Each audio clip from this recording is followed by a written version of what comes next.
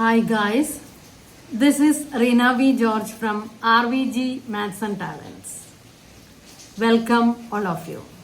12/6/2025 വ്യാഴാഴ്ച ഇന്ത്യയെ മാത്രമല്ല ലോകത്തെ തന്നെ ദുഃഖത്തിലാഴ്ത്തിയ അഹമ്മദാബാദ് പ്ലെയിൻ ക്രാഷ് സംഭവിച്ചു. എയർക്രാഫ്റ്റ് എഞ്ചിനീയറിംഗ് പഠിക്കാൻ ആരംഭിക്കുന്നവരുടെ ആദ്യ പാഠം ഇതാണ്: mother earth may excuse but mother air will never excuse. തന്മൂലം തന്നെ വളരെയേറെ ശ്രദ്ധയോടെയാണ് ഓരോ പ്ലെയിനും ടേക്ക് ഓഫ് ചെയ്യാൻ റെഡിയാകുന്നത്. എന്നിട്ടും എന്തേ ഇങ്ങനെ സംഭവിച്ചു?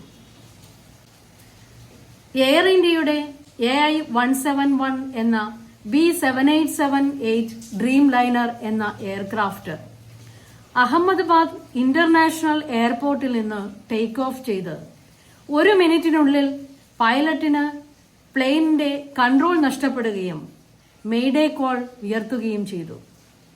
എല്ലാവിധത്തിലും കൺട്രോൾ നഷ്ടപ്പെട്ട് നിസ്സഹായാവസ്ഥയിൽ എത്തുമ്പോൾ മാത്രമാണ് പൈലറ്റ് മെയ്ഡേ കോൾ ഉയർത്തുന്നത്. തന്റെ നിസ്സഹായാവസ്ഥ കൺട്രോൾ സിസ്റ്റത്തിൽ അറിയിക്കുവാൻ പൈലറ്റ് ഉപയോഗിക്കുന്ന ഏറ്റവും ഷോർട്ടായ ഒരു മാർഗമാണ് മെയ്ഡേ കോൾ. അതിൽ പറയാതെ തന്നെ എല്ലാം അടങ്ങിയിരിക്കുന്നു. മെയ്ഡേ കോൾ ലഭിച്ചാൽ കൺട്രോൾ സംവിധാനം നിയന്ത്രിക്കുന്നവർ മറ്റെല്ലാം മാറ്റിവെച്ച് ഈ അപകടത്തിൽ നിന്ന് ആ പ്ലെയിനെ രക്ഷിക്കാൻ ശ്രമിക്കുന്നു. പക്ഷേ ഇവിടെ മെയ്ഡേ കോൾ ലഭിച്ച് സംവിധാനത്തിന് റിയാക്ഷനുള്ള ടൈം പോലും ലഭിക്കാതെ പ്ലെയിൻ ക്രാഷായി. പ്ലെയിൻ പറന്നുയർന്ന് 1 മിനിറ്റിനുള്ളിൽ തന്നെ സിഗ്നൽ സംവിധാനം നഷ്ടമായി. 625 അടി ഉയരത്തിൽ നിന്നും ഏതാനും സെക്കൻഡുകൾക്കുള്ളിൽ BJ മെഡിക്കൽ കോളേജ് മെസ് ഹാളിൽ ഇടിച്ച് പ്ലെയിൻ അഗ്നിക്കിരയായി. 230 യാത്രക്കാരും 2 പൈലറ്റ്സും 10 ജീവനക്കാരുമായി പറന്നുയർന്ന വിമാനം അപകടത്തിൽപ്പെട്ടപ്പോൾ ഒരേ ഒരു യാത്രക്കാരൻ വിശ്വാസ് കുമാർ രമേശ് മാത്രമാണ് അത്ഭുതകരമായി രക്ഷപ്പെട്ടത്. എന്തായിരിക്കാം ഈ അപകടത്തിന് കാരണം? ലോകത്താകമാനമായി 1148 B787 ബോയിംഗ് വേരിയന്റ് പ്ലെയിനുകൾ സർവീസ് നടത്തുന്നുണ്ട്. ബോയിംഗ് ഡ്രീം ലൈനറുകൾ 3 മോഡലുകളുണ്ട്: 787-8, 787-9, 787-10 എന്നിവയാണവ.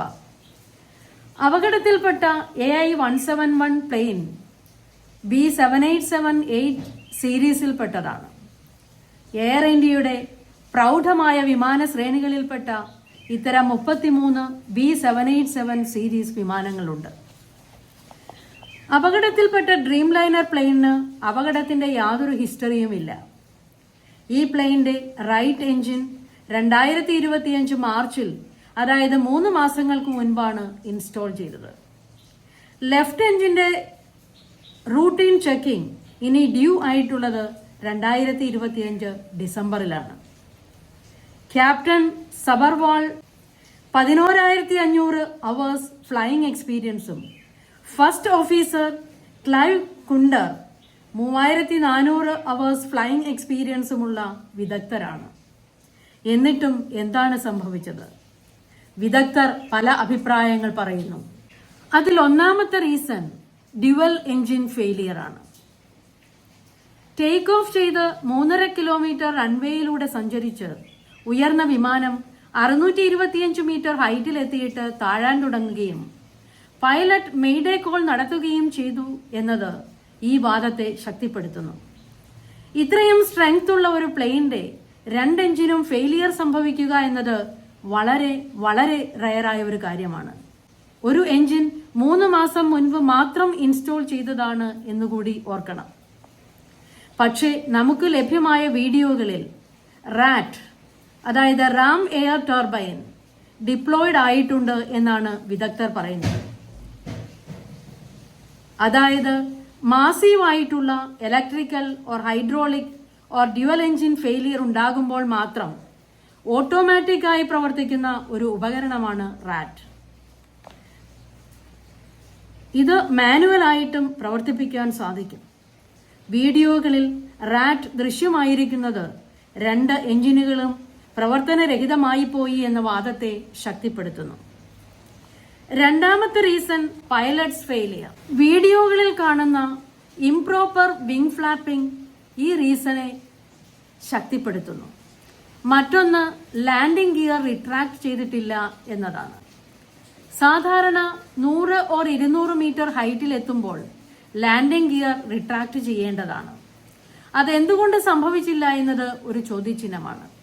പക്ഷേ ഇത്ര വിദഗ്ധരായ പൈലറ്റ്സ് ആയതുകൊണ്ട് പൈലറ്റ്സിന്റെ ഭാഗത്തു നിന്ന് ഒരു ഫെയിലിയർ വരാൻ സാധ്യത വളരെ വളരെ വിരളമാണ്. ഇന്ധന മലിനീകരണവും ബേർഡ്സിന്റെ ഹിറ്റിംഗുമാണ് മറ്റു റീസൺസ്.